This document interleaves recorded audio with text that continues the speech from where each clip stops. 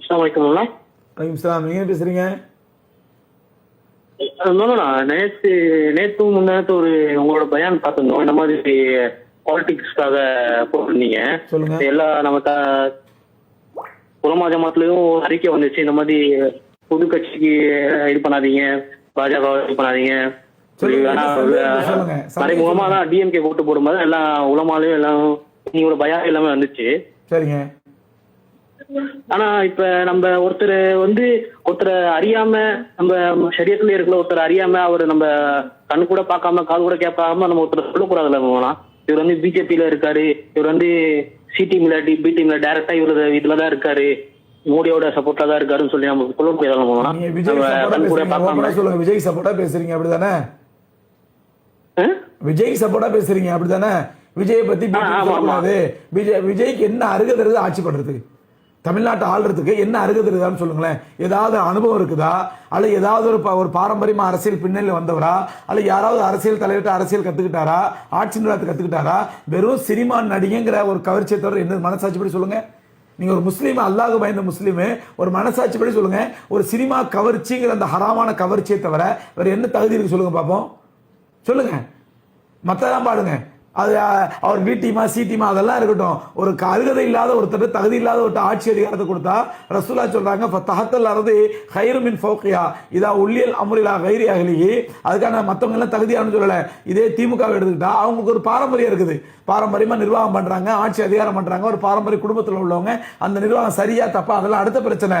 அப்படி எந்த அருகதையும் இல்லாம, நிர்வாக அருகதை இல்லாம, எந்த திறமையும் இல்லாம, எந்த சம்பந்தமும் இல்லாம, வெறும் சினிமா கவர்ச்சிங்கிற ஒரே ஒரு தகுதியை மட்டும் வச்சு, படிப்பும் கிடையாது, ஒரு படிப்பறிவும் கிடையாது. அவர் ஐஏஎஸ் ஆபீசரு, அவர் ஐஏஎஸ் படிச்சிருக்காரு, மேனேஜ்மெண்ட் படிச்சிருக்காரு, நிர்வாகத்தை பத்தி படிச்சிருக்காரு, அதான் பரவாயில்ல.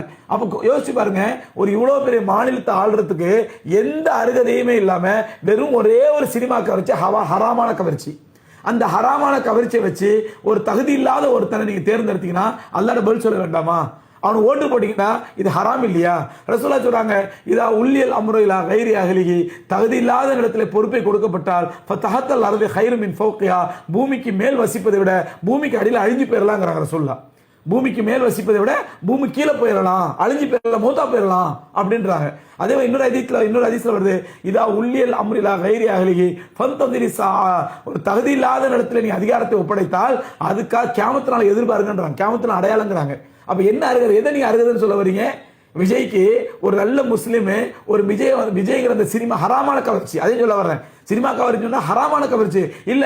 அவர் ஒரு பெரிய ஃபுட்பால் பிளேயரு, அவர் பெரிய திறமையானவர், அவர் கிரிக்கெட் பிளேயரு, அவர் திறமையானவர், அவருக்கு பின்னாடி பெரிய ஒரு அதிகாரம் இருக்குது, அவர் ஒரு பாரம்பரியமான அதிகார குடும்பத்தை சார்ந்தவர், அல்லது அவர் வந்து ஐஏஎஸ் படிச்சிருக்காரு, யூபிஎஸ்சி படிச்சிருக்காரு, ஐஏஎஸ் கிளியர் பண்ணிருக்காரு, அல்லது மேனேஜ்மெண்ட் படிச்சிருக்காரு, அப்படி ஏதாவது ஒரு அருகதுன்னா பரவாயில்ல. சினிமா கவர்ச்சி என்பது முழுக்க முழுக்க ஹராமான கவர்ச்சி. அந்த கவர்ச்சியை வச்சு நீங்க அவருக்கு சப்போர்ட் பண்ணிக்கிட்டு கேள்வி வேற வைக்காம கேட்டீங்கன்னா என்ன அர்த்தம் இது? அதனால விஜய்க்கு ஒரு ஈமான் உள்ள மூமின், பேசிக் மிஸ்கால தர்ரத்தி மினல் அகல், ஒரு அணு அளவுக்கு அறிவுள்ளவன், ஒரு அணு அளவுக்கு ஈமான் உள்ளவன் விஜய் ஓட்டு போட மாட்டான். அந்த ஹராமான விஜய்க்கு நீங்க மற்றபடி எதை தகுதின்னு சொல்ல வரீங்க? த்ரிஷாவோட உள்ள ஹராமான தொடர்புக்கா? அதுக்கு ஒரு ஆதாரம் கேட்பாரு. அதுக்கு ஆதாரம் இருக்குதா? த்ரிஷாவோட போனதுக்கு ஆதாரம் இருக்குதான்னு கேட்பாரு. அந்த ஹராமான உறவு தான் வந்து தகுதின்னு சொல்ல வரீங்களா? இல்ல அவரோட ஒய்ஃப் இப்ப கேஸ் கொடுத்துருக்குது, அது டிஎம் சூழ்ச்சிக்குவீங்க. அவன் ஒய்ஃப் வந்து த்ரிஷாவோட தொடர்பு வச்சிருக்காரு, அதனால பொண்டாட்டி பிள்ளை ரோட்ல விட்டுட்டான் அப்படின்னு பொண்டாட்டி பிள்ளை ரோட்ல விட்டுட்டு ஒரு சினிமா நடிகை ஹராமான தொடர்பு வச்சிருக்கேன், அதை தகுதின்னு சொல்ல வர்றீங்களா? அல்லது எனக்கு பாவம், நம்ம ஏழப்பட்டவன், எனக்கு ரொம்ப கஷ்டப்பட்டவன் நானு, அதனால வெளிநாட்டு இறக்குமதி போய் செஞ்ச காருக்கு எனக்கு வரி விலக்கு தாங்கன்னு சொல்லி வரி விலக்கு கேட்டானே, அந்த தகுதி சொல்றீங்களா? எந்த தகுதி? அல்லது இது வரைக்கும் அவரு ஒரு 2 வருஷம் 3 வருஷம் முன்னாடி வரைக்கும் எந்த மக்கள் பிரச்சனையில குரல் கொடுத்திருக்காரா? எந்த தகுதியை சொல்ல வரீங்க நீங்க? அதாவது மக்கள் பிரச்சனைக்கான குரல் கொடுக்கக்கூடிய எத்தனையோ சினிமா நடிகர்கள் அவங்க அரசியலுக்கு வரல, ஆனா தைரியம் மக்கள் பிரச்சனை குரல் கொடுக்குறாங்க, மக்களுக்கு சேவை செய்யறாங்க. இவர் 2-3 வருஷமா தானே அது 234 தொகுதியிலையும் 234 தொகுதியில ஃபர்ஸ்ட் வர்ற ஒரு ஸ்டூடெண்ட் கூப்பிட்டு அவர் பரிசு கொடுக்குறாருன்னா, அப்ப இதெல்லாம் அரசியலுக்கு வரக்கூடிய விதை போடுறது, இது சுயநலத்துக்காண்டி போட்ட விதை, இது எப்படி சேவைன்னு சொல்ல முடியும்?